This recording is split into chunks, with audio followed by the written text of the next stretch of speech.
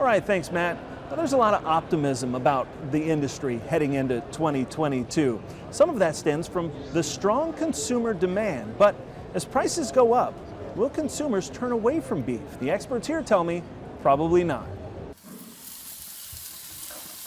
U.S. consumers are in love with beef. We have high demand for our product. We're producing higher quality beef today than we've ever seen.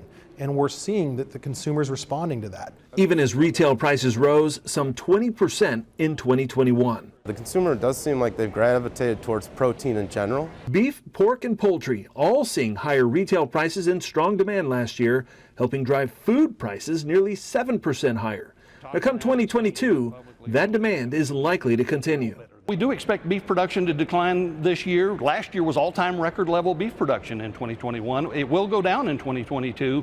But that said, does that necessarily mean higher consumer prices? I don't think it necessarily means higher prices. I think it reduces the chances that they might come down. USDA predicting a more modest 3 to 4% increase in beef prices at retail this year.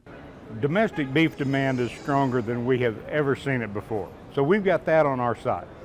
However, Close says the pandemic is changing the way product gets served. He sees the industry transitioning from just-in-time to just-in-case production.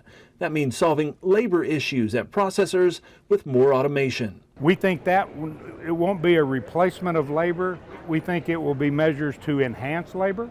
The way consumers purchase food is also changing. We've got cases now of 10-minute delivery in some of the inner cities. That requires a different, more durable set of packaging. Then there's transportation, everything from trucks to rail and ocean freight. So on a culmination or package of things, they're all incrementally going to add cost to the system.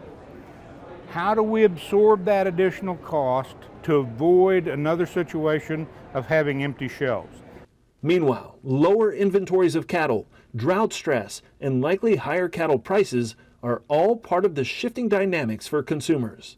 And so, cattle prices will be higher, but most of that increase in cattle prices is frankly going to come out of these extra wide margins we've had in the marketing system. We have one problem to solve. We need to make sure cattle producers get paid for the product they're producing, whatever business model they want to engage in to do it.